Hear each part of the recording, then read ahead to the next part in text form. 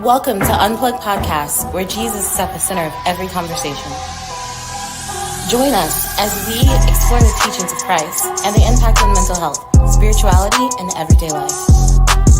Discover how faith in Jesus can help provide hope, healing, and purpose in a world full of challenges. Subscribe now on YouTube and your favorite podcast platforms to stay connected to the Unplugged community. Unplug from the world and plug into Jesus.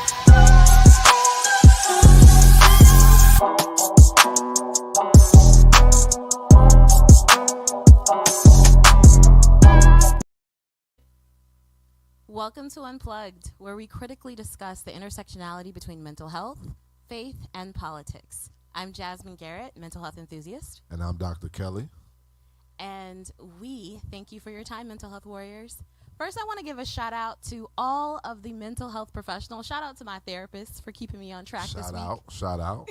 Major shout out. We appreciate what's your therapist's name? My therapist's name is Michelle. Michelle. Yes. You got a black therapist? I got a black therapist, Ooh, y'all. we like to talk. That's a whole Won't he other do episode. It? Yes, it is. You got to get a black therapist, okay? I don't need to explain. I don't want to have to explain why I'm bleaching my walls this Sunday. I don't want to explain that. You need to either know or not know. Amen. That's what it is. But no, today we have a very loaded episode for you guys today.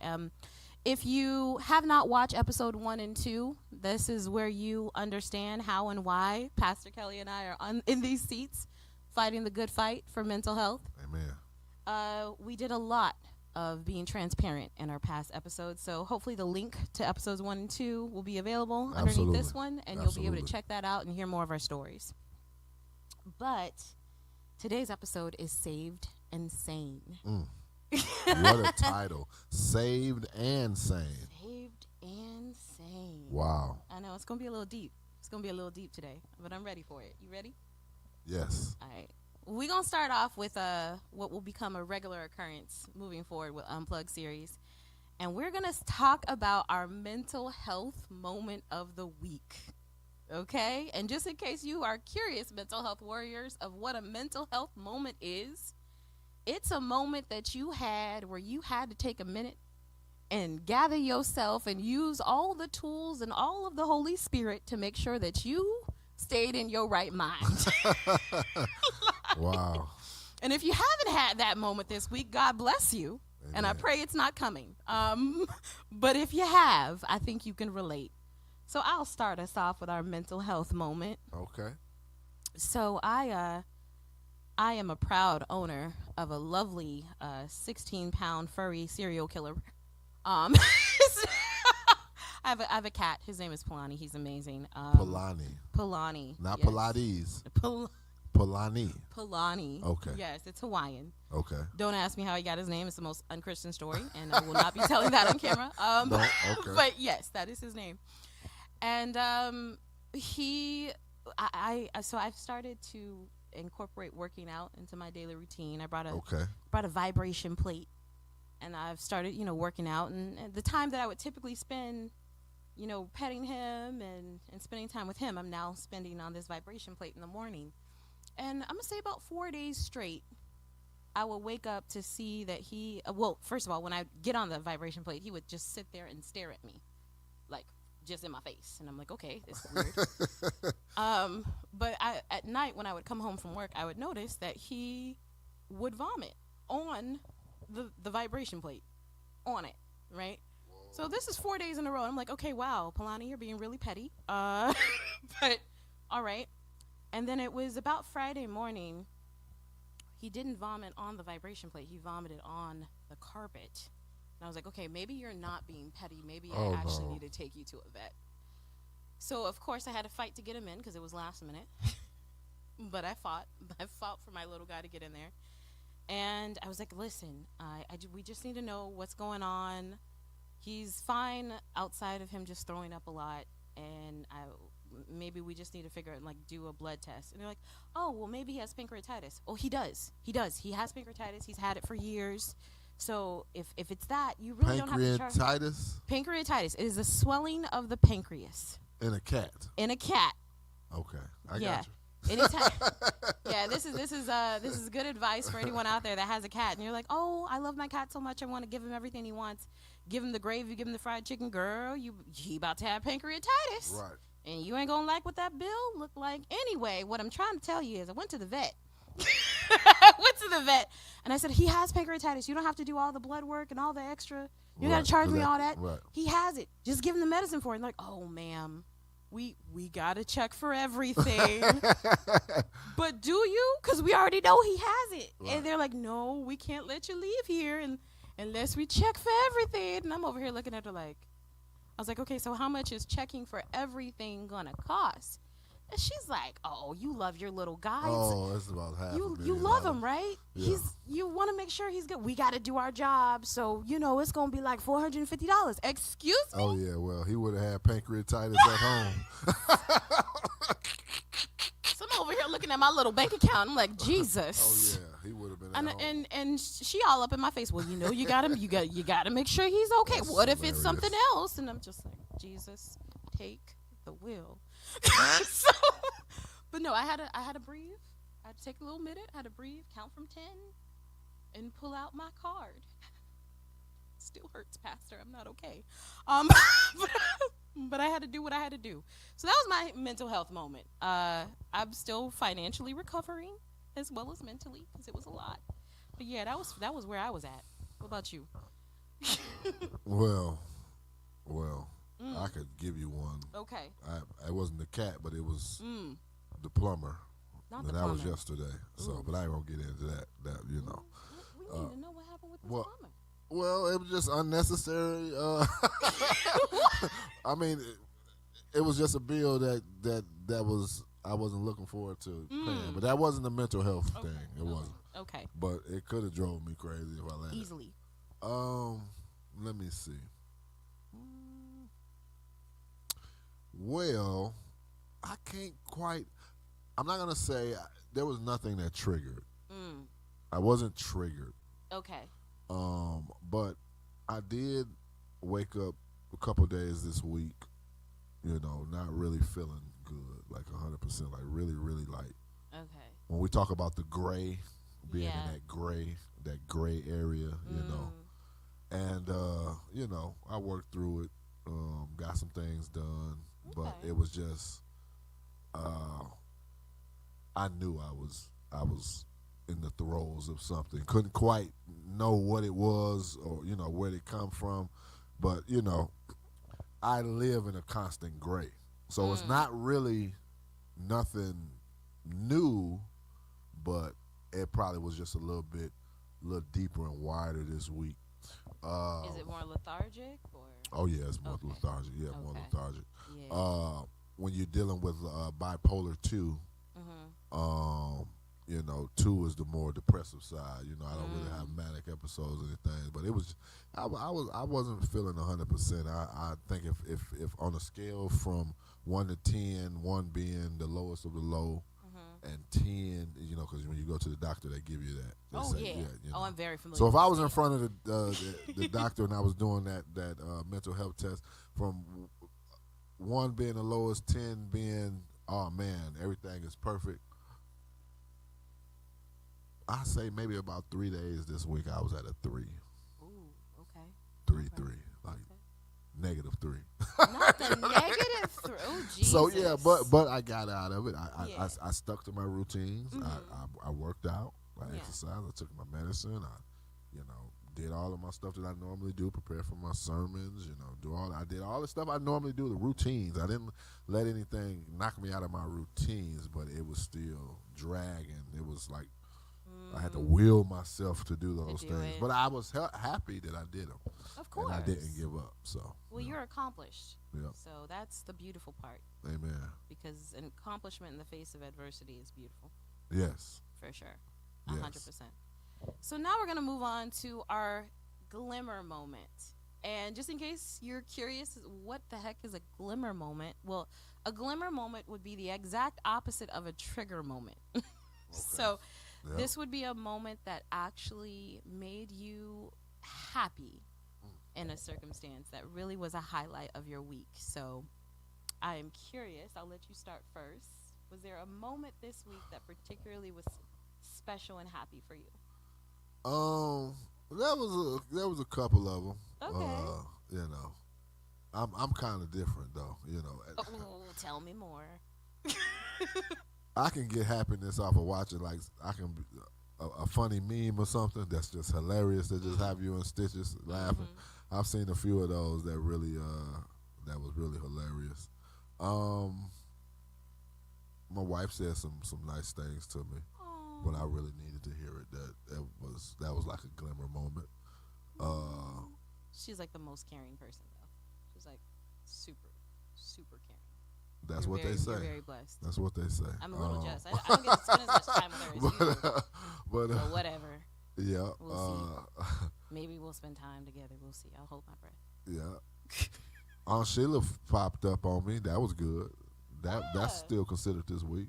You're not wrong. Right. That's beautiful. So that was good. Well, actually, Sunday is the first day of the week, so I'm kicking my day off with a surprise. So my week off with a glimmer. I think we will count it twice because it's so good. Yep. Yeah. Yep. Last week, this week, all of it. Mm-hmm. I love it. My glimmer moment is far more simple. My significant other said some really nice things to me, so shout out to him. But I'm gonna keep it 100. So I'm from Chicago and I'm here in Houston, and there's a restaurant that sells Italian beef.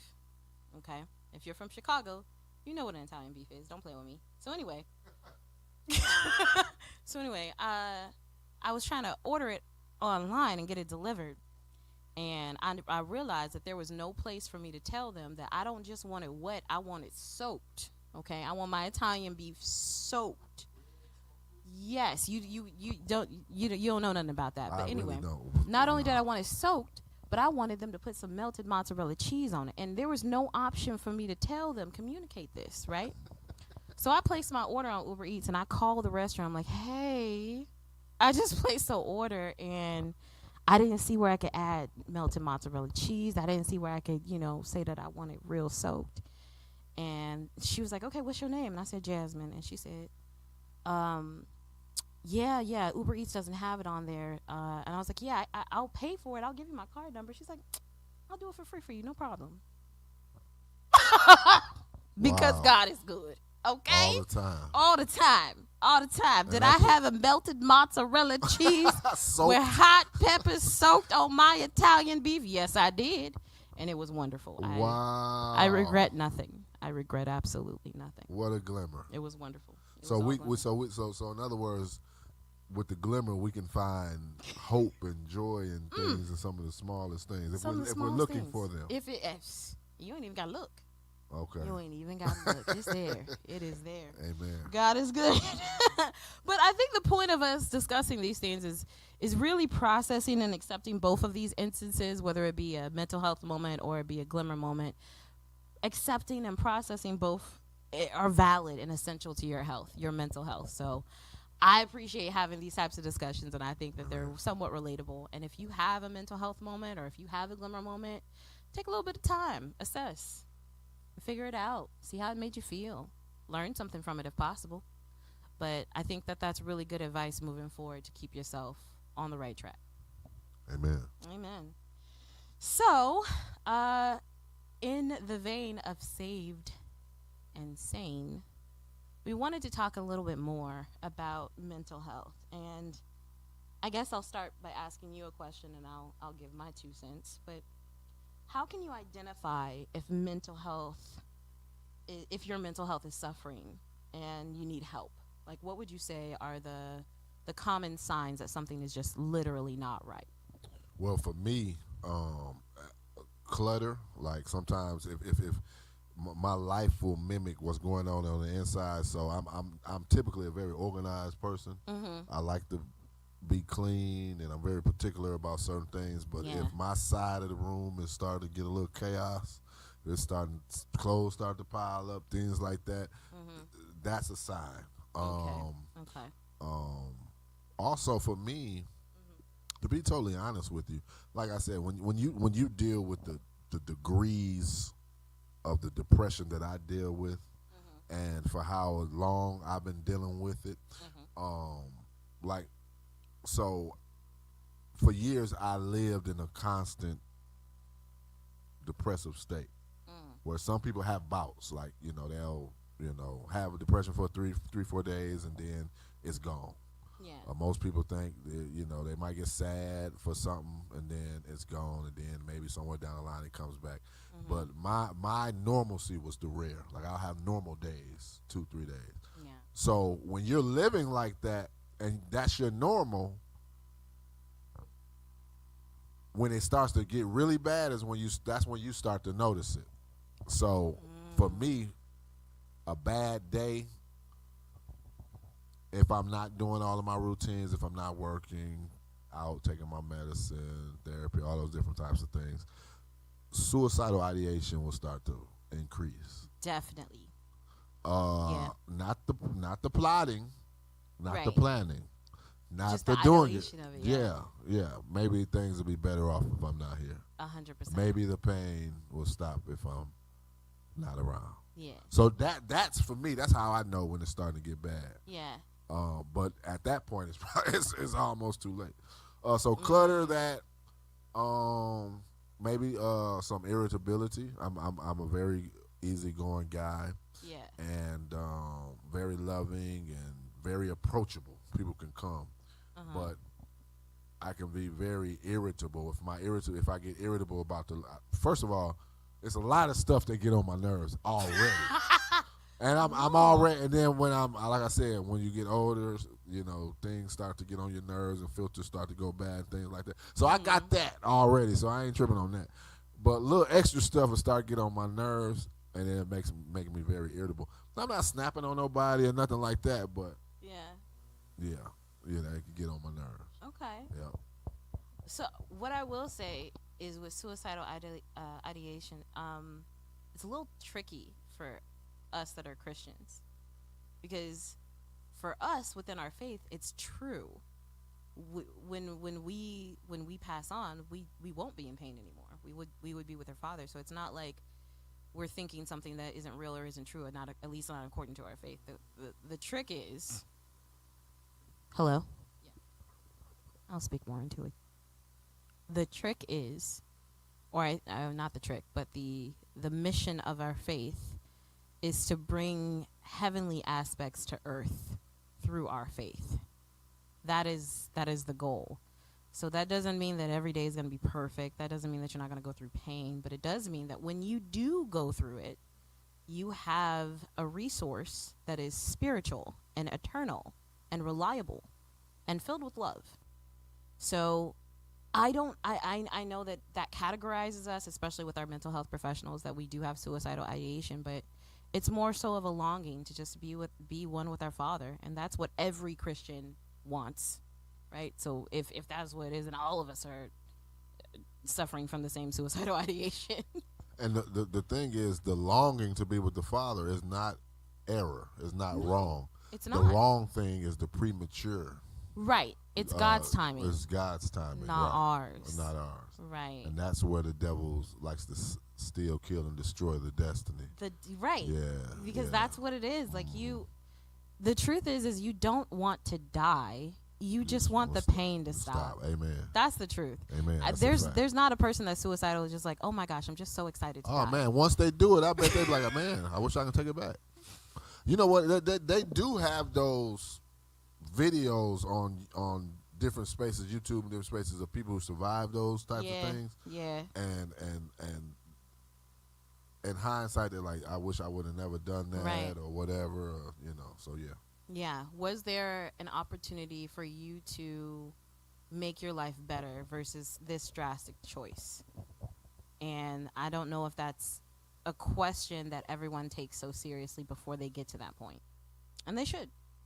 They should, if they want a better quality of life. That's a question that deserves to be asked. I'll speak more towards general things that will happen that let you know that your mental health isn't where it needs to be, and you're on a path that's gonna get really dark. So, say for instance, you're dealing with some sort of trauma, some sort of traumatic event, and you don't know that you need help yet. you're just attempting to survive through it like any other person would.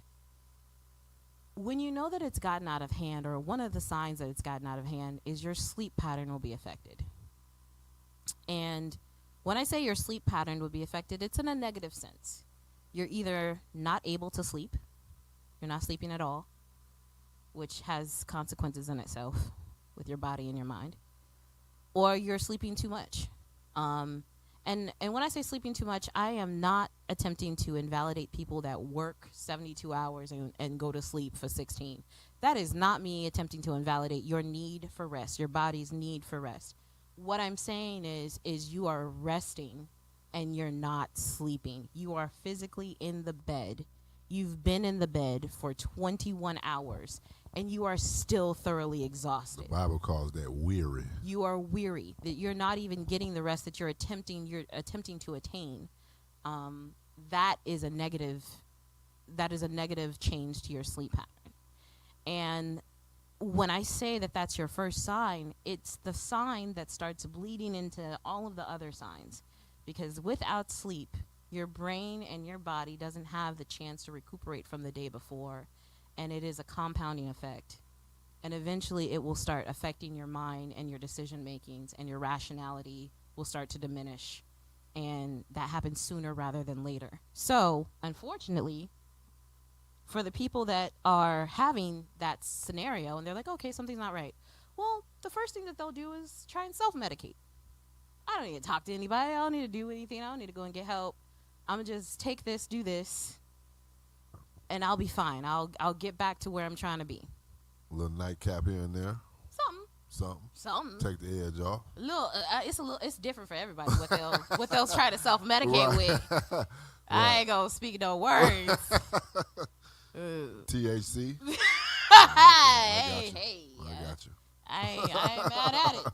But what I will say is that you'll likely try to self-medicate. And when self-medicating doesn't work and you still have that diminishing level of rationality, now you'll notice that your performance at whatever work it is that you do is beginning to suffer, right? And typically, you slip-ups at work, they happen. That's normal. But when you find yourself slipping and you can't get back up, you're not rebounding, you're not able to grasp it and correct, well, now you're at risk of loss of employment. Okay? And let's be very clear. Just as I mentioned in our past episodes, the goal of depression is to convince you that you're not happy, you have never been happy, and you will never be happy again. The goal of mental illness is to make you a liability. That's good. It's the truth. The goal, 100% of the time, it is going to make untreated mental illness will make you a liability. That's not an opinion. That's not a maybe.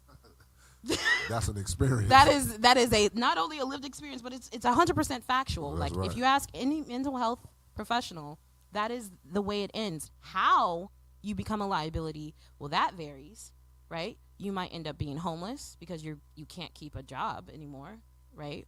You may end up getting locked up because your rationality is gone and your behaviors have now made you a danger to society. Yep. You might end up taking your life because you feel suicide is the only way out. You're not rational enough to think of any other options. And I'm not speaking negatively on those that have considered suicide. What I am going to say is it's a sign that you're in pain and you've been in pain for too long and you don't know what your other options are to stop the pain. That's a fact. That's what the thoughts of suicide are. That's how you get there, right? So I will say beyond a shadow of a doubt, if we were to talk about these potential signs of losing yourself slowly, this is where you go and get help, right? Okay, your sleep's off, right? Your self-medication isn't working. Your employment is now in danger. This is where you have to reach out for help. And like you said, all of those are the consequences of not getting help. And here's the thing, like you said, I didn't get a real diagnosis till I was like in my 30s. I got the information of what it possibly could have been in my 20s. But it took all of that time for me to do my own research and come to the point where I needed help in order to get a diagnosis. Right. Or just get a working framework so I could just know what it is. Because identifying the problem is 50% of it. Easy. And so if you don't know you have a problem, you can't get help in the first place. And there's a lot of us in our community, like where I come from, all of my brothers and sisters, I am convinced that not only is it the devil running rampant in our city, but it's unfixed, unaddressed mental illness that has permeated through generations. Yeah. And it's almost like a generational curse. There's a verse in the Bible that says, the father ate sour grapes and the children's teeth are set on edge. In other words, the children's teeth are rotted based off of what the father. So if the father has some type of condition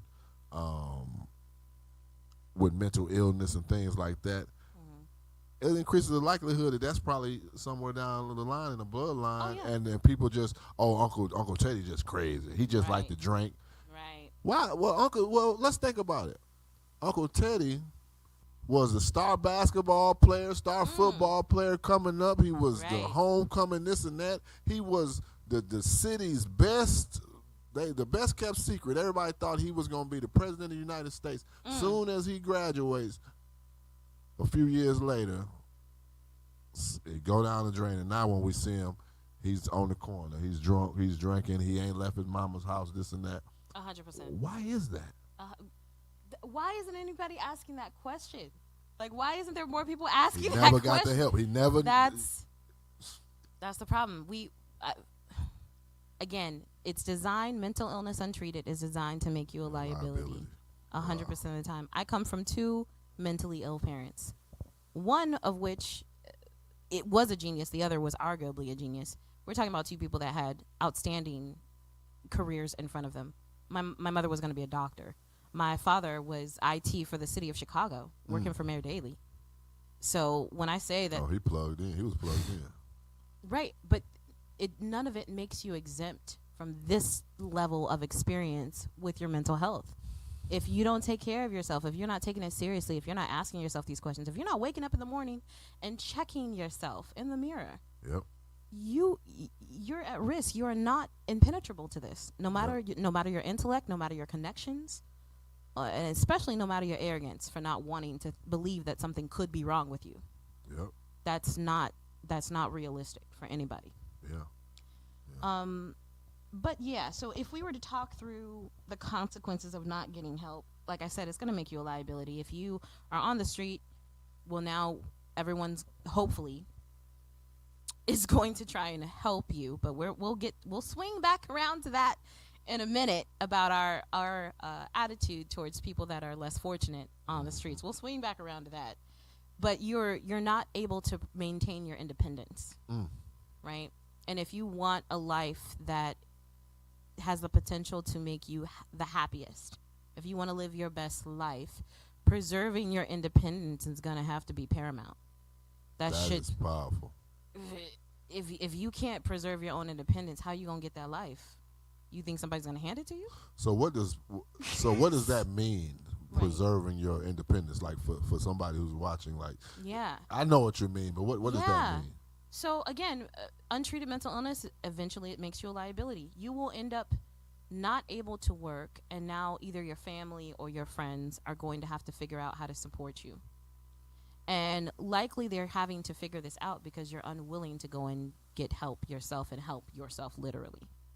So you're going to become a liability to them. And there's the financial consequences of it, but trust me from experience several times over, the financial consequences are nothing in comparison to the mental and the emotional consequences that your family and friends will go through trying to figure out how to help you. That's powerful. It's the truth. So if you want independence, if you want to be able to wake up and go take a trip or go to a concert or get a puppy and go for a jog, if you want to be able to make these decisions on your own and do it on your own, you have to be able to make good decisions for yourself mentally.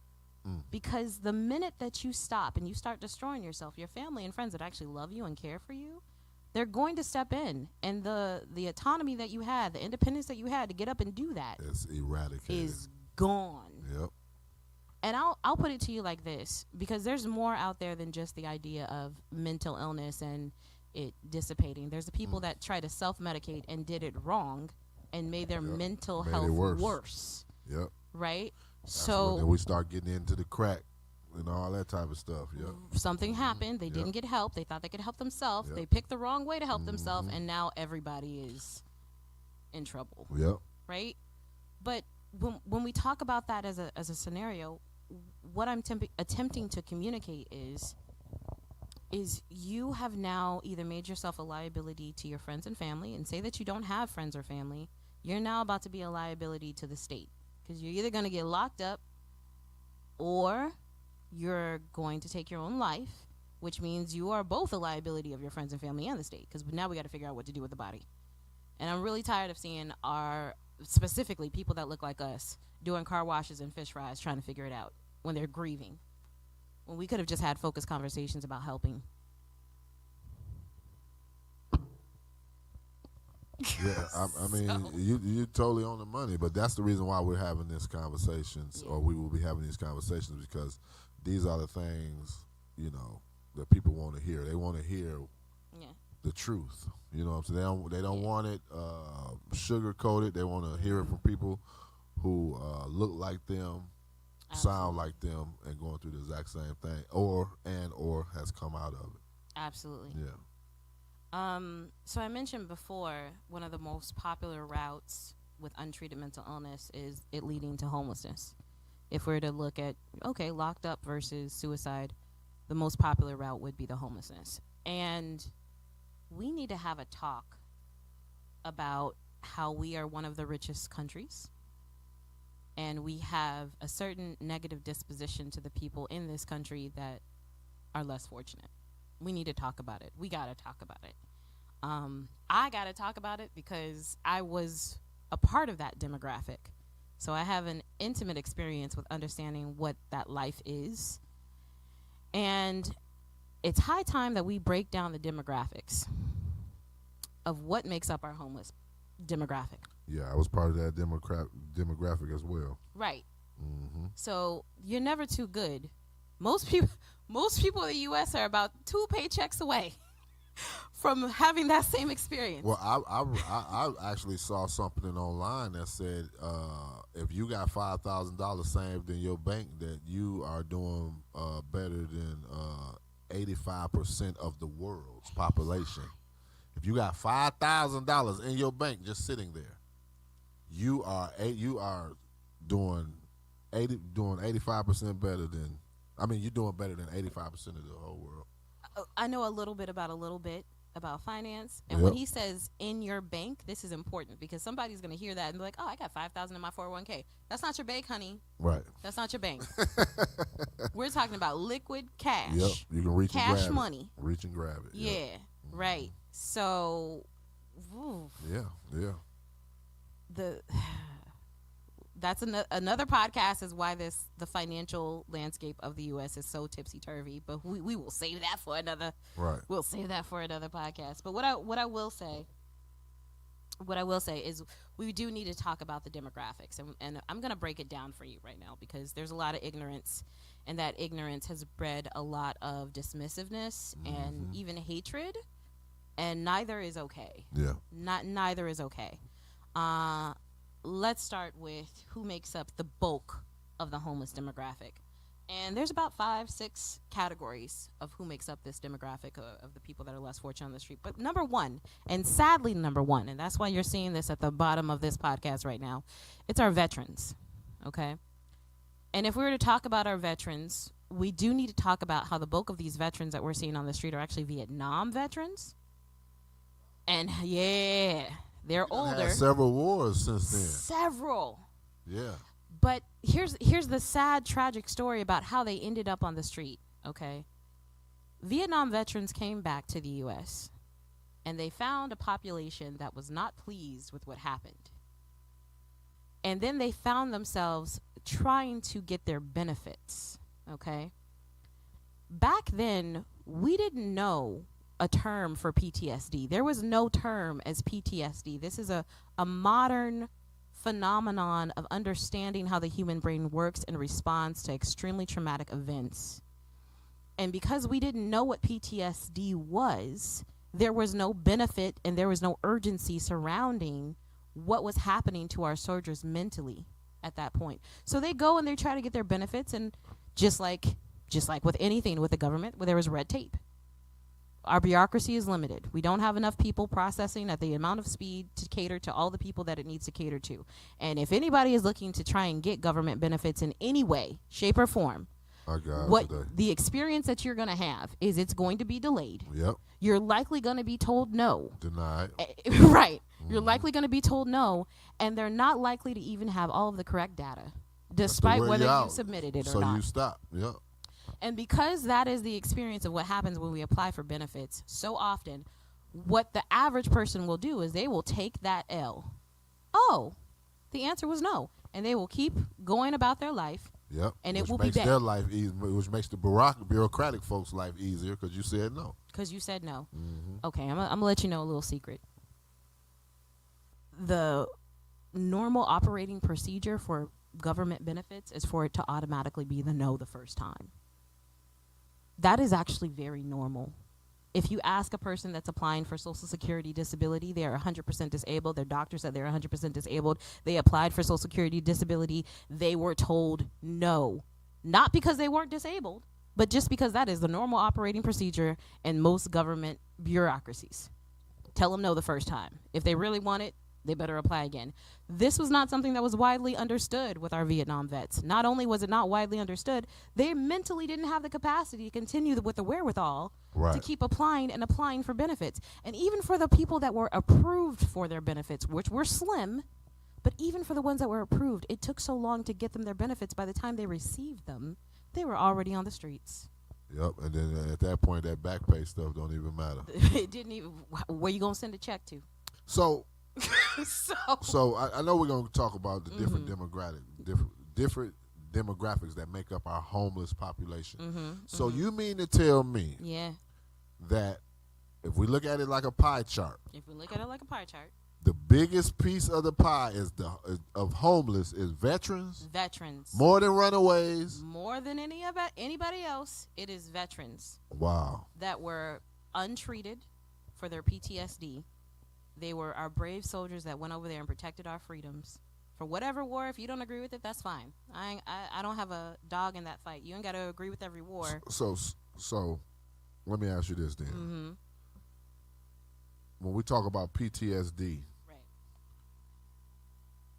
paraphrase it. What is PTSD? Post-traumatic stress syndrome. Right. Disorder. I say post-traumatic slavery disorder, but go ahead. I got you. He's not wrong. He's not incorrect. So I mean, what does that mean? So that means that there was trauma that was going on. Yes. And after the trauma, after the trauma, that trauma still lingers and affects you. It has the trauma that you experienced. And again, by the way, you can suffer from PTSD even if you were not a soldier. I have PTSD.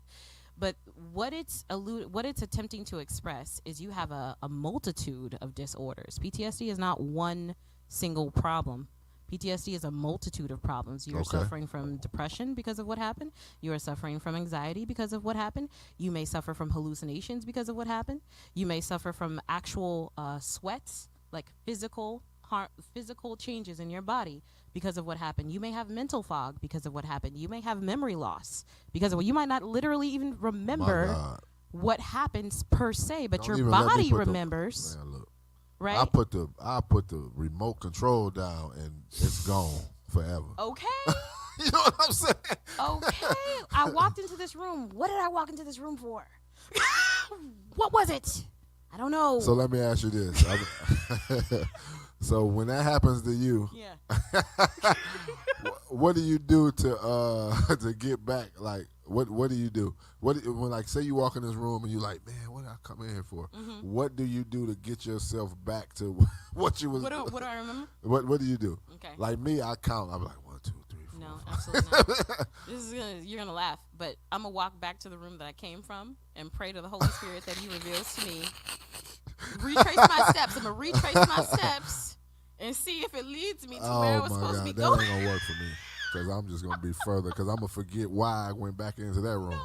So I got to. I have to count. I don't know where I got this from, but I'll be like 1, 2, 3, 4, 5. Then when I was like A, B, C, D, E, F, G, H, I, J, K. Wow. But somehow I get back to it. I'll be like, oh, okay. No. That's weird. I know. I mean, I'm going to try counting now. I'm going to see where I get. Well, it works for me. I don't know. Sometimes. I don't know. We're going to figure it out. I'll send you a text and let you know how it went. But yes, PTSD is a multitude of different mental illnesses, and we use one term to describe it. Okay, so I guess because we're gonna get back to the demographics, right? So a soldier, mm-hmm. or that's been in combat or been in some type of war zone where there's a lot of trauma, bombs, absolutely, bullets, 100%, babies, the whole nine. So couple that with somebody like me who grew up where I grew up, where it was a lot of violence till this day, murders, domestic violence, drugs, right, low self-esteem, all the list goes on and on. Could a person have post-traumatic disorder have been in that type of situation, or is it really, it's got to be really, really hardcore like you in a war zone? But that's a war zone because I remember on the corner of our street somebody that got killed and we saw the dead body going to school. That is a war zone. I'm from the south side of Chicago. I probably had PTSD before I was homeless on the streets. Okay. But because I was homeless on the streets, it was even more reason for me to have PTSD. PTSD, again, it's in response to trauma. So depending on the severity of your trauma and how your brain responded to it, this is whether or not you have PTSD. You don't have to be a soldier. If you saw your best friend get murdered in front of you, which, let's be very clear, if you live on the south side of Chicago, if you live in Detroit, if you live in or you see Ville, your mom slapped around, or you couldn't do nothing around about it, or something like that, or whatever, anything like that. Absolutely, you had no control as to, or any other type of abuse you might have. You might have gone through the abuse. You might have witnessed the abuse. Trauma. If your brain decided to respond to that in a particular way, you got PTSD. Right. That's where you are. And you got people that grow up under those circumstances and think that everything's good. 100%. But most people will self-medicate, and they have no idea that that's what they're doing. Okay, you drink a fifth every day, but nothing's wrong? Nothing's wrong. Absolutely nothing's wrong. Nothing happened to you. A fifth a day, something got to be wrong. Nah, you're fine. You're living your best life. You just got high tolerance, huh? Something ain't right. Lord, something happened. You don't want to talk about it. Okay, but if you think that the answer is your fifth, I beg to differ. I'm not looking to condemn someone for doing. No, we're not condemning. No condemnation. All love. All I'm saying is if something is hurting, why don't we fix it? Yeah. Why don't we fix it? Because if you do the fifth, you're going to have to do a fifth again the next day, and next day, and next day, and there's consequences to it, right? And those fifths add up. They add up to your liver, and I'm concerned about that, okay? That's what I'm concerned about, right? So I have a rule. I have a very strict rule, especially as a Christian. If what you're doing only affects you and no one else, I will remain silent. I will remain silent. I will just pray for you. Right. Okay. However, if what you're doing has now hurt someone else, I no longer have the ability to pretend as if that's not a problem. It's now a problem. It now affected somebody else. It's beyond you. Whatever you say that you can handle it, you obviously can't because it hurt someone else. Now we have a problem. That's my rule. Yeah. Actually, that goes beyond abuse because when you talk about drug abuse, it's when the most base term is when you abuse the drug, when you take the drug outside of what the doctors say take. You say take 2, you took 3. That's abuse. But when we start talking about your mental illness or your lack of taking care of your mental health starts affecting you, that's a form of abuse. But then when it starts impacting the caretakers or even those around other you, people, and other people. Then you drinking so much that you lost your job, and now your significant other or your family has to pay the bills. Guess what? You just hurt somebody else. My God, that's a problem. Right. Now we got to talk. Right. I can't ignore that. Or your outburst. You're out, right? You went off on somebody. You went off. You slapped somebody you shouldn't have slapped. That you slapped somebody else. Now we got a problem. Right. Okay. Okay. So that's where it is for me. So yes, our biggest demographic of those that are less fortunate, sadly, is our veterans. And that is a tragedy in itself because they put themselves in a position to be able to protect us. And when they came back, we are not doing a good job of protecting them. And we got to do better. But what I will say is when we're looking at the demographic as a whole, we have some very deep misconceptions about what makes up this demographic. And we treat them a certain type of way that is unacceptable. It's just unacceptable. So I'm going to dig deeper into that. But I'll finish talking about what's making up this demographic. So we have our veterans, which is the largest part of the demographic. Next from veterans are actually runaways. I was that. Yeah, runaways. And they shouldn't be this high on the list, but they are. So here's the thing. When I say runaway, I'm speaking specifically towards minors. We don't know what happened in their household. But at some point in time, a person that was under the age of 18 looked at their situation that they were living in and decided, I'd literally rather be on the streets. My God. And that is a statement in itself. We don't have to know what happened in that household, but we know the result was so bad that we need to do something. Yep. We need to do something immediately. So these are children that are under the age of 18 that are on the streets. And when we talk about the idea of trafficking, when we talk about the idea of children being abused, when we talk about the idea of children being addicted to specific drugs, this is the opportunity for those to happen when the child is no longer in a protected home with parents that are able to protect them. These runaway children are on the streets, and sadly, we're not doing enough to be able to protect them. Oh man, yeah, they're open to all types of not only influences but danger. So much danger. Yeah. I've been there. You know, matter of fact, me and a good friend of mine, Aunt Sheila's nephew Theron. I remember we was I don't know, we probably about 15 to 16. We me, him, and maybe two other guys. We had this great idea that we was about to run away. Ooh. We was gonna steal his mama car. Oh no! It was winter time. Oh, this took a dramatic turn. Oh yeah. Not and his mama don't play at all. Period. Oh. So I don't even know. I bet you wish you stayed on the streets. So right. So for some reason, something happened, and we were able to get that car. So we got my friend Arissa's mama car. Right. And we was going to decide to run away. We would run away from our conditions or situations. Oh, wow. Some of ours was more worse than others. Right. But we got the car. We hopped in. Now, this woman trying to go to work and everything. It was wintertime. We done hopped in her car. Oh, Lord. He done threw it in reverse, slammed it into a snowbank, and we stuck. We done got out the car. We done ran and left him. You're such a good friend. And guess what we did? You're such a good And we all ran to our houses. The places we wanted to escape, we all ran back home and let him deal with the fallout. It was crazy. I mean, he may have some trauma. You might owe him a phone call. Yeah, that was one of my first stints of trying to run away without a plan. Yeah. That's not it. So next in the demographic, the next largest population is the actual mental ill. Okay, I'm going to separate this from veterans because, again, veterans can have mental illness, but that's not synonymous. You can be mentally ill and not a veteran. You can be a veteran and not be mentally ill. So we're going to separate them. So let's talk about mental illness. All right, the average person, they have a break, they become a liability, or they just walk out of their house, leave it all, and they're now on the streets. This is their new life. This is what they're committed to. They don't have the capacity, the rationale to be able to reconcile and build a life for themselves that is sustainable and independent. Okay. But we also have to talk about the people that self-medicated themselves into mental illness. Okay. This is not a fun talk. Wow. But it happens. Mm-hmm. Okay. You had an emotional day. You decided that you were going to try something to feel better. And you didn't realize what you tried was laced with something else. Okay. Can we talk about the SHRM epidemic? Do you know what SHRM is? You don't know what SHRM is? Okay. They got fentanyl now, but yeah. They got fentanyl. They got SHRM. These are substances that have the capacity to break your mind.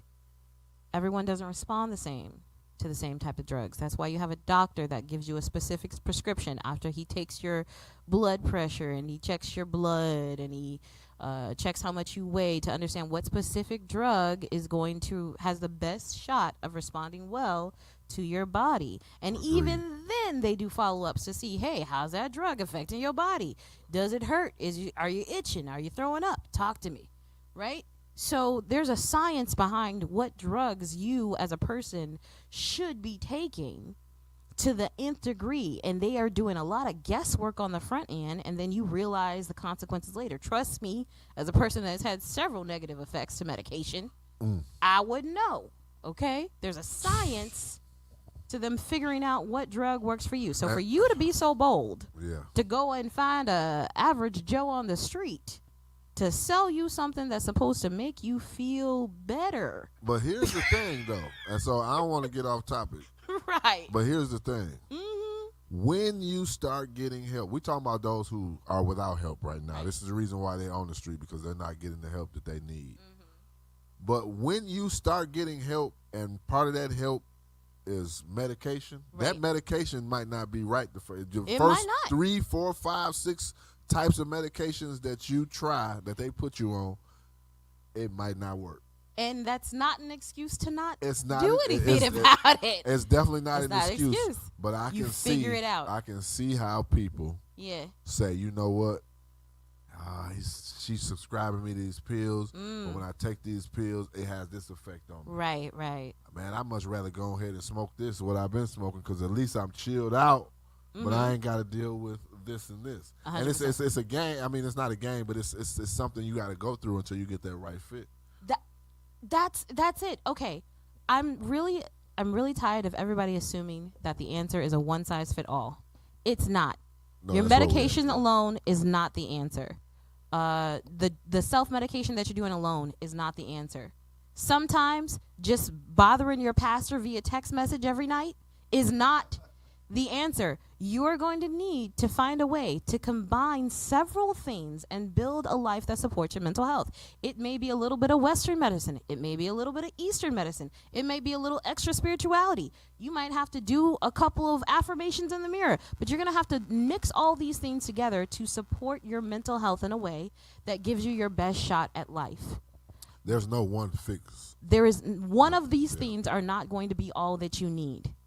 If it was, you wouldn't have found yourself in a situation where you realized that you had a mental health illness. You know that saying they say it takes a village to raise a child? Yeah. Well, that's the same approach that you got to take with your mental health healing. Yeah. It takes a community of things. You know, for me, it's working out, it's medication, it's therapy, it's accountability, it's talking about it, it's spirituality, it's all of these things. All of this make stuff. A gumbo that don't heal it, but makes it manageable. Makes it so I'm able to gives you your independence. My God, your control. Yep, there you go. Now, again, if you're on a medication and you feel as if you are not in control because the consequences of the medication are so bad, these are conversations that you have with your psychiatrist. You say, hey, this medication isn't for me. You're going to have to do something else. Figure it out. And that is a conversation that I've had several times over. I have never been told, oh, well, we just can't do it. No, they figure it out 100% of the time. You say, hey, this isn't working. This is the side effect. It's not working for my life. They will figure out something else 100% of the time. See, we going to keep going down this rabbit hole. and let's stay on track. But once again, when we start talking about that, they switch to medication, but it takes 6 to 8 weeks for that new medication to start working. So, you know, it's like, you know, so it's a constant battle. Your commitment to your mental health has to be absolute. Yes. It is not I tried it didn't work. That is not a sufficient response to what's happening inside of your brain. You try and you try and you try and you try and you try again. And you keep trying. That is the whole point. The minute that you give up on yourself, you already lost, and you lost in a way that you cannot bounce back from. So don't give up on you. That's what it really is. And if you've already given up on you, understand that that's a sign of your mental illness. That's called depression. That is clinical depression. So we got the Vietnam vets. We got the runaway minors. We got the mentally ill or the drug-induced mentally ill that make up the homeless. We're not quite done with the demographic there. Mm-hmm. The next part of that demographic that make up the homeless is abused women. Right. Abused women. These are women that left situations at their household that were abusive, and they are now on the streets trying to figure out their next step. So, again, I'm not going to limit the type of abuse that they experience. You cannot always see the abuse with the human eye that a woman has been through. So that's important for me to state before I start really the psychological scars stay longer than the physical scars. You ain't lying. I can't stress that enough. I could put some makeup over that little. 100%. Yeah. 100%. And especially if you're trying to escape the situation, and who knows what the scenario was. Maybe your significant other was powerful, and so the last thing you want to do is go to the cops that he owns, right? So you're going to cover up these scars, and you're going to try and figure out a way to truly escape. But yes, there's a whole demographic specifically of women that are escaping extremely violent situations, emotional, mental, or physical, right? Or all of the above. And then the smallest part of this demographic, the very tiniest of the entire population, are the scammers. Okay. So here's where we have a problem, right? Here's where we have a problem. Because the problem is the way that the average person in this country responds to someone less fortunate is you immediately assume that this person is trying to scam you when they are the smallest demographic. Yeah. And the problem that I have with it, especially if you're a Christian or you claim to be Christian, is if someone came up to you and asked you for your help, you doing the mental gymnastic to try and disqualify them from needing it, when your yes could have been the difference in between life and death for that person, I genuinely don't know how you sleep at night. You would rather assume that they are scamming you and continue about your day and just hope that was the right decision before you look Jesus in the face? For all you know, that was your test. Whether they actually needed the help or they were attempting to scam you is completely irrelevant as to what it says about your character as a person for you to ignore them or say no. So stop making it about them and what their intentions were, whether or not they needed the help. This is about you. If someone comes to you and asks for help and you have the ability to help them, why wouldn't you? Well, I mean, that's a great question. And, as also a place of maturity that you're at that a lot of people have not achieved yet. I often ask that question too. Me, I've born poor, but I've always been a giver. Mm-hmm. But there are people whose perception has been warped to think the worst first. Oh, absolutely. Or to think like, hey, they are to get me. Maybe because that's what was modeled. You know what? When you talk about scammers, there's somebody I know. Mm-hmm. I'm not gonna say their name. Yeah. They older than me. I look up to them.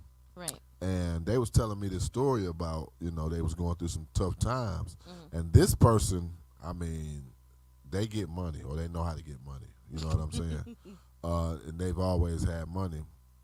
And he was telling me, he was like, man, I was tempted to go grab me a sign and go get on the corner. I was like, yeah. Right? And so it threw me off because I'm like, well, that ain't nothing but pennies. And I said, what you gonna do? I mean, that ain't nothing but change. No, he said, they make good money. That's what he said. He broke it down to me in a way, like a scammer way. Like, man, look. It's true. He said, listen, depending on the corner you got and your sign and all of that, he like, man, you can get a few $100s a day. And he was talking about how he knew somebody who parked down the street and they would go they call it fly their sign, and then they'll pack up their stuff, go and put their sign and stuff in the back of their trunk and go to their house. 100%. So, yeah, we talking about scammers. Wow. Well, okay, because I'm going to have an honest conversation. I'm not looking to brainwash you into thinking one way versus the other. Mm-hmm. If we were to talk about the homeless demographic and not talk about the fact that scammers exist, we would not be doing the conversation justice. Scammers exist. There is a chance every time somebody asks you for help that they could be a scammer. Is that enough reason to assume that they are and say no? No. The answer is no. Morally, no. Just because you have the ability to see and do a quick assessment in your head, again, if you're thinking, oh well, they look able-bodied, they could get a job. You don't know that. They could be a veteran suffering from PTSD, and they can't have a conversation for more than 5 minutes. So let me ask you this question. Right. And let's talk, because you brought it up from the Christian standpoint. Yeah. Okay. Mm-hmm. What if a person comes up to you and, you don't know if they're scamming or not, and they ask you for help? Mm-hmm. Do you still have the right to say no? Maybe your no isn't for the purpose of, because you're scamming, I'm not going to give you nothing because I know you're trying to pull something over me. But do somebody still have the right to say no? Do you know okay, so my problem is that you don't know. Right. If you knew, of course I would not insist that you give to someone that you know for certain is scamming. My problem is 99.999% of the time, you don't know that they're scamming. Right. And you're assuming that they are, and you're justifying your no with the fact that you think that they are. This is a problem. No. I was a kid in the south side of Chicago, right? But there's so many scams that use children to get money that when I was on the streets with no shoes in Chicago winter asking for help, they assumed that there was somebody in the alley that was ready to take them for everything they got. Yep. And so they just kept walking, either ignored me or said no to my face. And I was just a kid. I was a 6-year-old kid, scared and on the streets. So I have to look society in the face at this point and ask, where are your morals at? And where's your moral responsibility to do better for those that are really struggling? Because if we were to support the ones that are doing the worst of us, it would elevate all of us. Jesus referred to them as the least of these. The least of these. Yep. But there's so much short-sightedness around the idea of elevating those that are less fortunate. No one's thinking it all the way through. You're thinking about the dollar in your pocket that may be going to a scam. But that dollar wasn't going to break you. But then we start getting into, well, whose problem is it to solve? Is it the government, or is it individual, us, individual people? I mean, because it's running rampant. I don't know, when you came, did you see a person with their basket and stuff inside of the parking lot? Like it was like they laid out, like they making a house. A little house, yeah. I'm very familiar with that. I used to have a car myself. Oh, yeah. So the answer to your question, and I think it's a funny question. It's a funny question because we're supposedly live in a democracy where we the people make up the government. So it's like, is it we the people or is the government? Well, technically, that's supposed to be one and the same, right? But the answer to your question is both. You as a person may only have the ability to give $1.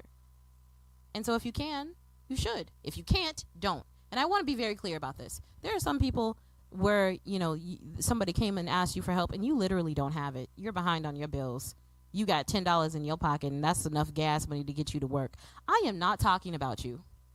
I've been where you are. I am not talking about you. Let's be very clear. Right, that $10 in your pocket, put it in your gas, boo-boo. This ain't for you.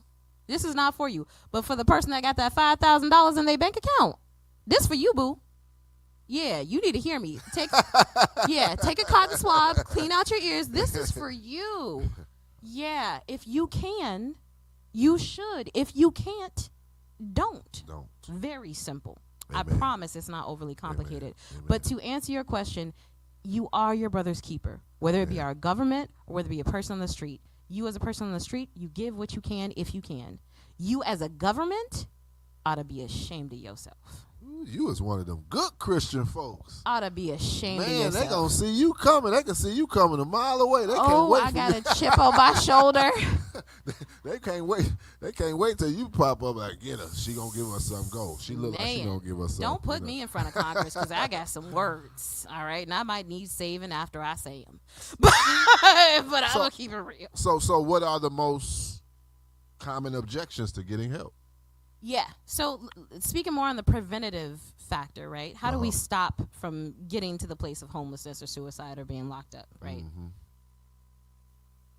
I've had conversations with several of my loved ones in my life, and for someone that's been there, experienced mental illness, got help, still working out my own mental health on a daily basis. Daily. I'm familiar with the signs that you need help, and trying to have that conversation with somebody that you love is not easy, but they typically try to dismiss the conversation before it starts, right? Oh, I'll be fine. Really? You'll be fine? Okay. But currently you're not, and what is your plan to be fine? Enlighten me. Walk me through it. Because as a concerned person, I'm uncertain, and I feel like you're uncertain as well, and you're just saying that to stop the talk. Oh, man, that's it. That's the code word. How you doing? Blessed? Right. Oh, you blessed. Okay. Okay. What are those blessings? Tell me again. Hey, all you got to do is have a follow-up question. That's it. That follow-up. Let's talk about it. I'm good, fine, right. Blessed. Mm-hmm. You hit him with that follow-up. Well, right. How are you blessed? Or right. What's give me an example. Your blessings? Oh, Lord. Mm-hmm. I see you bleeding from that gunshot wound. I just feel like you could talk to me a little bit more about these blessings you speak of. So, but yeah, the it'll be okay, or I'll be fine, or I'm good. That is the number one dismissive response. And to be fair, sometimes they are good. But 99.9% of the time, if you felt the need to bring the conversation to them, you weren't wrong, and they're not fine, and they're not good, and no, they don't want to talk about it, and this is not going to be fun for either of you. But that does not mean that you don't have to see the conversation through to the very best of your ability for both of you to hopefully be able to sleep that night. Okay? All right. Next, and this is even worse than the I'm fine shut down. This is way worse. It doesn't work. Oh, Jesus. Yep. Oh, it doesn't work for me. Oh, man. Okay. I'm not going to sit here in anybody's face and patronize such an important talk about mental health. You don't know if it works or not. Right. Okay? You ain't even gave it a shot. You haven't given it a shot. You're not even educated to know what it is, but you want to sit up in my face and tell me it doesn't work. How? Because it don't work for me. It might work for you, but it don't work for me. Right. It doesn't work for you. How do you know it doesn't work for you? Explain what's your rationale. Show me some facts. Show me a pie chart. What is your evidence to say it doesn't work for you? Did you try it to know that? But here's the thing. It's a lifelong journey. It's a daily battle. You'll never arrive. It's not, so you can never say it works, like meaning you're completely healed. Yeah, it works to help you manage it. It works to help you, like you say, not be a liability or to have that independence. But it's not an end-all, be-all, you know. I'm going to tell you, I've had friends that actually did go through counseling, therapy. And they'll come to me and they're like, oh, I think I'm better. I don't need therapy anymore. And then they stop going to therapy. And then I'm like, I feel like you might need to talk to your therapist. Like, I don't know if you were actually healed the way you thought that you were healed. Yep. I'm not trying to disrespect you or discredit you and where you are in life. But as a concerned, loving person, I'd say that you might just want to just reach out and say hi and see where the conversation goes with your therapist. Just see, right? They got the tools to be able to assess far better than I can. But I know when something's not right. And I've never seen somebody say, I'm done with therapy and I'm better now, actually be better now. I've never seen it. I'm not saying it doesn't happen. It might, but I ain't seen it. But what about the ones that say, I'll be okay? One say I don't work, the other one say, I'll be okay. I can handle it. It's the same dismissiveness. It's the same. It's I'm good. I'm okay. It's the same dismissiveness. Now, I'll say the one that is probably the most frustrating for me is it's a ploy for money. Oh. That one is probably the most frustrating. Right? I still think that. I'm not going to lie. I mean. You still think it's a ploy for money? Not across the board. Okay. But I feel like it's not affordable as it should be. We going to talk about that. That's what I mean. First of all, I didn't know you was preaching today because bars. Okay. Right. We're gonna put a pin in that because I completely agree with you. Right. But to say that it's a ploy for money for somebody that still hasn't even tried it. Oh yeah. That's an argument from ignorance, right? You don't even know how much it costs. Well, I'll give you an example. So, right. I think in the first episode I talked about how Carolyn helped me get help. Right. Much needed help, and we found this program that dealt with people who didn't have certain types of insurances, or didn't have that type of money. Right. It was like a program for people who didn't have much. Right. So I was able to get into that. And they didn't give medication; they just did coaching and therapy, talk. But she recommended that I go get help, and when I went, I was able to. They was like, okay, $100 a session. I was like, all right. That's a lot of money. I know it is, right? So I was like, okay, I'm going to go. So when I went to the first one, I went, and then they was like, well, this initial one is $100, but every one after this is $200. And I wasn't able to afford it. Of course not. Of course not. And this was a psychiatrist. I know we don't get there. We don't get there. He was like, no. We're going to get there. Oh, no. And it took maybe like another year and a half for me to get some help after that. Because I thought all of them cost that much. Of course. But this, it's almost the same thing as church hurt. When you go to church looking for help, Lord and Jesus. you get turned away, you get shunned. This is my PTSD. See, this is when you starting to trigger me. Okay. Oh, is this your new mental health moment? Did I give you one? Right. Not that I've been not that I've been hurt by the church, but that But in the same sense that there's church hurt, there is mental health hurt, where you actually reached out to a professional for help, and you were told that it costs more than what you have. They weren't available to be able to help you, or the type of help that you needed, they weren't able to give. Yep. And people, instead of having a rational assessment of that and figuring out what the next step is to still help themselves, they're so hurt that no, I've just been rejected at my most vulnerable, and I no longer have space for this anymore. Man, because you so optimistic, like, man, maybe this is the cure. Maybe this is the thing. The bravery that it took for you to even get to the point of reaching out for help and then not have it, not get it, be rejected. Or not be able, you can't afford it. It's right there and you can't 100%. get it. 100%. Yeah. I had a so when I first started therapy, I had a therapist, and I was going through the closing for my property, for my home, and I was late for a session, and I reached out to her, and I'm like, I'm so sorry, blah blah blah. She's like, oh well, you were too late, so I canceled the session. Ooh. And then she sent me this email with the bill for a no show, $200 and some odd when I'm trying to close on my home, and I had every dime I had was for my home. Yep. And I was like, is there any way that you could please maybe waive it or make a payment arrangement? Oh, I can't believe you thought that I wasn't supposed to get paid. Oh, where you go? Hold up. Wait a minute. I don't want to bring race into this, but I'm gonna leave that alone. But once again, we're gonna have that discussion though.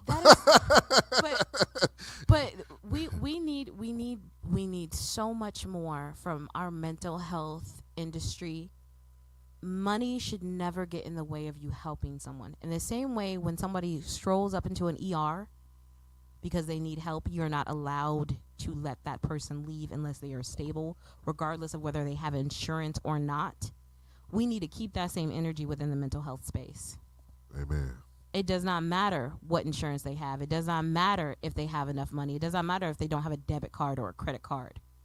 If they have come to you in the middle of a mental crisis and they're telling you that they need help, what gives you the right, as a person that has the ability to help them, to tell them no based off of money? What are we doing? What are we doing? Like, we need help as a society. This is not working. And this is the reason why it's an epidemic. This is the reason why it's spiraling out of control. This is because there's so many people getting turned away. There's so many people who need help and not getting the help at the time they need it because of these things. Yeah. Lack of availability, yeah. lack of affordability, all of those things. That's why one of the goals of the ministry is at some point we want to put mental health centers in the community. Absolutely. At the very least, people can come and get group therapy. Absolutely. You know what I'm saying? And or maybe get some type of pipeline or some type of medication, low cost medication or something like that. But yeah, this is great. This is great discussion. 100%. And we'll end soon. I just want to cover a couple more points about the people that are not getting help and their rationale as to why. So there's the people that think it's a ploy for money, and there's also the people that think that it's just mental tricks. And I've had focused conversations with people that are skeptical, and there's a point in time where you just have to inject an abundance of logic into the conversation. For someone that has been suicidal, and I've had a conversation with a friend's boyfriend that refused to do group therapy. Obviously, I won't say any names, but he's like, oh, it's just a ploy for money. It's just mental tricks. Like, blah blah blah. It's not worth it. I shouldn't have to do it, and it wouldn't matter if I did do it. Okay, no, my friend was in therapy herself, right? And so I said, so let me make sure I understand what you're saying. You don't think it actually works? And he was like, yeah, of course it doesn't work. I said, okay, so are you aware that your girlfriend is in therapy? And he said, yeah, I know she's in therapy. She's, paying for the mental tricks. Okay. All right. So I'm going to tell you how it is that we know it works. We don't think it works. We know it works. Your girlfriend was suicidal. She tried to take her life several times. Okay. So do you know how we know it works? She's alive. Okay. She hasn't had to be rushed to the ER for taking her life, attempting to take her life again after she did multiple times. The reason why we know it works is because she's no longer suicidal. Wow. So there's no trick of that. So again, the way you know it's it not works. Something you just grow out of in time, huh? Right. No. Right. The way you know it works is you're going to see somebody about your brain and the behaviors that are stemming from it. So how you know it works is you don't have those behaviors anymore. There's no trick about it. If you were able to do it yourself, you would have. You can't. So you need to reach out to somebody that has the tools to adjust the behaviors that are occurring within your life that are negative and are hurting you.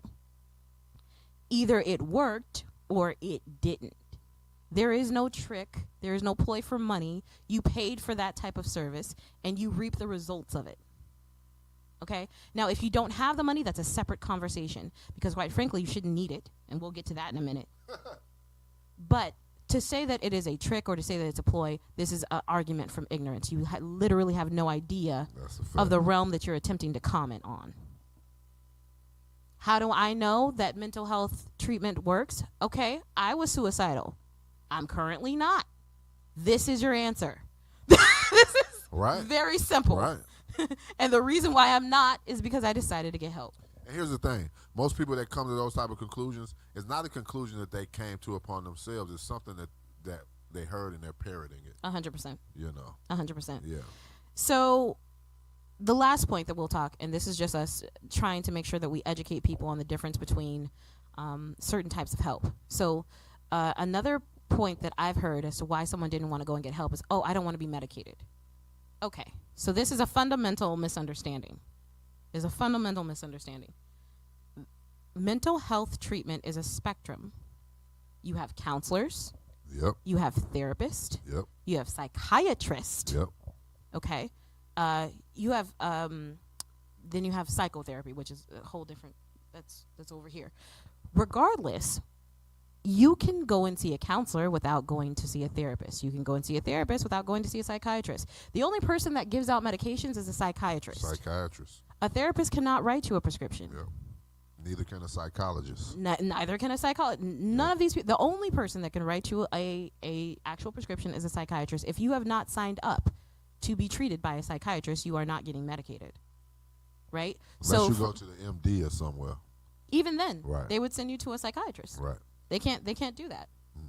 They're not supposed to. They're not supposed. No, they're not supposed to. So for you to say that you don't want medication as a reason to not get help, you don't understand what help you need. You need to get an assessment. And in order to get an assessment, you can't go to a psychiatrist. You have to go to a therapist first, which has nothing to do with medicine. That is a conversation to assess what is going on inside of your brain. Now, do some people leave that conversation understanding that they need to go and talk to a psychiatrist because they have identified that there is a chemical imbalance in your brain that needs to be corrected through medication? That is what it means when you're talking to a psychiatrist. There is something medically going on in your body that needs to be corrected. Your brain is no longer producing endorphins. I'm sure we'll talk about this in our next podcast as to the consequences of your brain no longer producing endorphins. Oh yeah, that's a vital organ. Like it's every organ in your body can get sick. You can get heart your disease, immune system, lungs, your everything, your memory, your immune system. All of these can be compromised because the natural chemical that your brain produces is no longer being produced, and now you have to replace it by taking a medication. Okay, that's only one of the instances. There's other instances. There's bipolar. There's anxiety. But I'm talking about just depression, because depression is when your brain has stopped producing any type of endorphins, no matter what you do. And then that's when you start doing different activities to try to produce them. That will produce that. It does produce, but just enough. And then you got to keep doing it over and over and over again because you're not naturally producing it. So you're self-medicating to try and replicate it, and it won't be replicated that way. So that was a lot. I know this was a lot, guys. This is a heavy episode. We have so much more. We have so much more to discuss, to dissect this, and I truly want us to be able to have these conversations to get to a different place. The Bible says, "My people suffer from a lack of knowledge."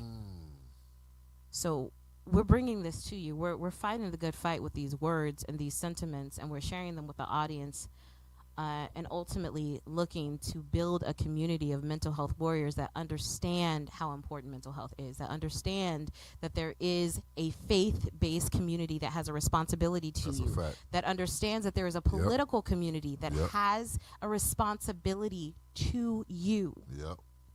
We can't sit here and act like that is not true. We need to hold these entities accountable. We need to hold our churches accountable. We need to hold our government accountable. And we need to hold each other accountable for what we can do within this space. So that being said, did you have any last thoughts before we close out this No, episode? I think this was a great start to this discussion. I can't wait to see what we do the next episode as we continue to drive down the road of these very important topics and many more. Yes. We will continue with part 2 of Saved and Sane next week. And we appreciate your time, mental health warriors. Thank you. Holla.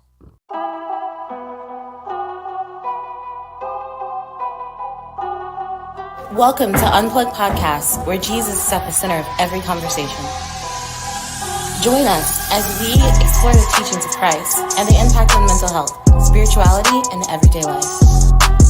Discover how faith in Jesus can help provide hope, healing, and purpose in a world full of challenges. Subscribe now on YouTube and your favorite podcast platforms to stay connected to the Unplugged community. Unplug from the world and plug into Jesus.